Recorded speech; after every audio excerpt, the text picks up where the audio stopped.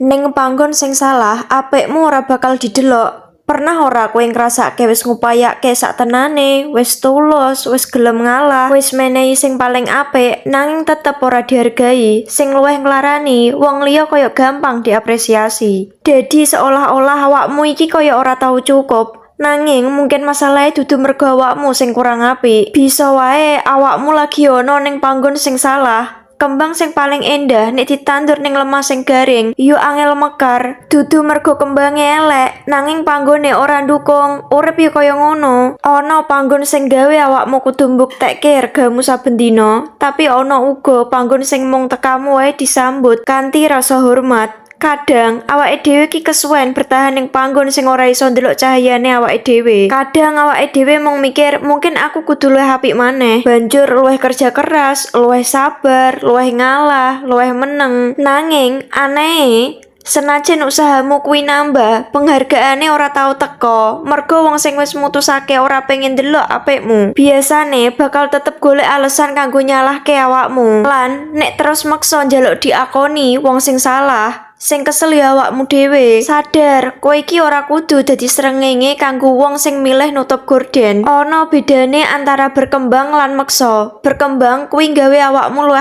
apik kanggo uripmu. Nanging nek meksa kuwi ngentekke tenaga mung supaya ditampa wong liya. Akeh wong sing lali nilai awakmu ora gumantung saka tepuk tangane wong. Ibarat emas tetep emas senajan disimpen ning jero lemah, lan berlian ora bakal dadi watu mung mergo durung ditemokake. Mungkin saiki awakmu lagi ngrasake ora dihargai. Entah kuwi gak dihargai ning keluarga, ning pertemanan, ning kerjaan, utawa ning hubungan. Pitakone dudu apa aku cukup, apa aku kurang, nanging apa iki panggon sing pas kanggo aku. Mergo ning panggon sing tepat, energine beda. Kowe ora kudu pura-pura dadi wong liya, ora kudu terus njaluk validasi. Tekamu wae wis gawe wong seneng, usahamu didelok, pendapatmu yo dirungokke. Lan kehadiranmu dianggep penting. Iki dudu soal dimanja, nanging soal lingkungan sing sehat. Soale lingkungan sing sehat orang gawe awakmu wedi dadi awakmu dhewe. Deloken kuwi wit bambu, pirang-pirang taun kaya ora tuwa. Nanging sakwise oyote kuat, dheweke iso munggah cepet banget. Uripmu mungkin yo lagi kaya ngono, dudu telat, dudu gagal, tapi Gusti lagi nyiapke oyot. Lan salah siji oyot sing penting yaiku ngerti kapan kudu bertahan lan kapan kudu pindah. Mergo ora kabeh lawang sing ketutup kudu didobrak. Ana lawang liya sing pancen wis kebuka kanggo awakmu. Kadang Gusti Allah kuwi ora nyopot awakmu saka panggon lawas kanggo ngukum, nanging kanggo nggawa menyang panggon sing luwih cocok.